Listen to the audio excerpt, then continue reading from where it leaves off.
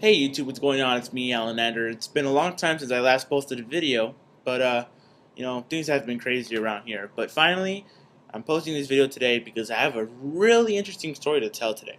So, here we go. I'm not gonna tell you anything stupid or anything. So, first of all, June 8th, 2009, Apple announced the iPhone 3GS at the Worldwide Developers Conference in San Francisco. So, later that day, I'm so hyped up for the device. I head to my nearest AT&T store and I go to the clerk and say, I'm here to pre-order an iPhone 3GS. I was the first one in my store to do it because they had no idea how to do the direct fulfillment for the iPhone 3GS. So they were, sending emails back and forth to AT&T, district level, trying to get instructions on how to pre-order the 3GS. So I pre-ordered it, I'm going to get the 30 gig white version. So, okay, swipe the debit card, sign that the card will be charged and that the iPhone 3GS will be ready for me to pick it up on Friday. So weeks pass by, and I get emails from AT&T saying, "All right, thank you for pre-ordering the iPhone 3GS. It'll be available for you to pick up the day it's released. Come pick it up at 7 in the morning." I get phone calls from AT&T reps about how it's gonna work. To download the iReady, instructions. Having the local AT&T representatives at my store, they're calling me personally and telling me how to be ready for iPhone 3GS launch day. So apparently they called me again June 15th, and they told me that there was an issue with a debit card. Now, AT&T, for some reason, is having trouble with debit cards, that they're not processing well, they're not able to get funds, even though there are funds in there, which ends up having pre-orders being canceled. So, stupid of me, I used a debit card to pre-order the phone because there's money in that card. The money is there so that I can buy the phone. They can take that money and send the phone right on to me. Now the problem is, for some reason, the bank or the processing center, the clearinghouse, backed the debit card transaction. It tried again. It also failed again, and it just caused havoc. June 19th comes. This is today, of course. I go to the AT&T store happily with my receipt. I'm like, I'm here to pick up my iPhone 3GS. There's a wait time around 30 minutes, so there are other people there picking up their stuff too. That store's always busy. I don't know why. There's no really interest here where I live. Don't worry about it. So, time comes. They call our names. We go to the kiosk with the AT&T representative, and they tell us, your phone's not here. We can't find your phone. And, they started checking all the inventory. They try to make sure to see that they didn't give my iPhone to someone else, which hopefully that didn't happen. But what ended up happening was that the phone was never actually shipped from the warehouse because of the transaction.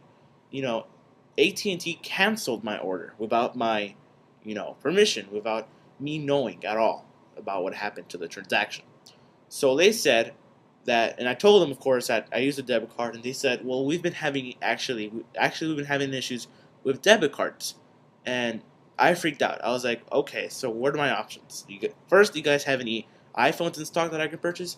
And number two, and if number one is no, number two, do I have to reorder the phone? So that's what actually ended up happening. We had to pre-order the phone once again. This time we used a credit card because apparently that's the method of choice these days. Debit card didn't want to work, So we swiped that card, signed again.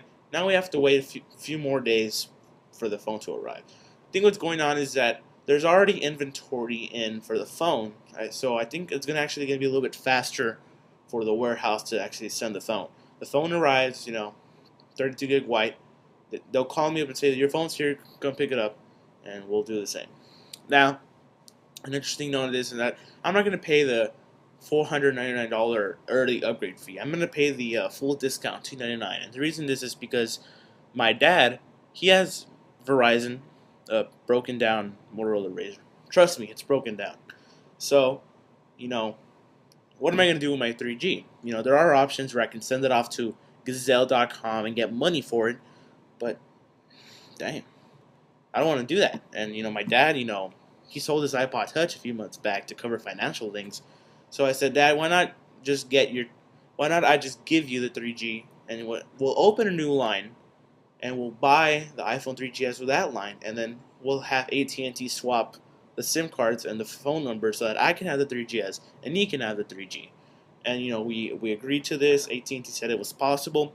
And a cool loophole about this is that every year from now on, there's always going to be a line in which upgrade eligible pricing. So my 3G next year, when that new iPhone 2010 model comes out, the 3G contract is already upgrade eligible. So that means we can go ahead and get that new model for full price and then swap and back and forth, whatever. And I agree with my dad. We had a little talk, and it's possible. So we decided to do that. He's glad to have my iPhone 3G, but my iPhone's really scratched. It's really heavily damaged. So we want to have it replaced by AppleCare. See if they'll take it, because I don't think I want to give my dad such a broken down phone, especially since it's Father's Day. But not that it's Father's Day, but the day after Father's Day is my birthday. This coming Monday, June 22nd, is my birthday. So apparently, the iPhone 3GS is my gift. I think the iPhone's going to be the gift every June of my life from now on. Huh. Well, yeah, that's really what happened at the AT&T store. And, terrible, horrifying. But, it's good to wait a little bit longer. Have that anticipated feel. I've already seen a lot of videos on YouTube, people unboxing their iPhone 3GS, having the video test and publishing up to YouTube. I had some hands-on with the 3GS there at the AT&T store, and I fell in love with it right away. But, it was a bummer when they said the phone wasn't there, and then we had to pre-order it, so, oh well. What happens, happens, and it's okay, I'm still going to get a 3GS anyways. Why not wait? So, coming soon, I'm going to have more videos. I have 3.0 jailbroken on the 3G, and I'm going to be making some more videos highlighting some of the awesome features and actually a few little tips and tricks that you can get the most out of your iPhone OS 3.0, no matter if you're running the iPhone or the iPod Touch. So, it's me, Alan Anders, signing off, and we'll see you guys. Peace.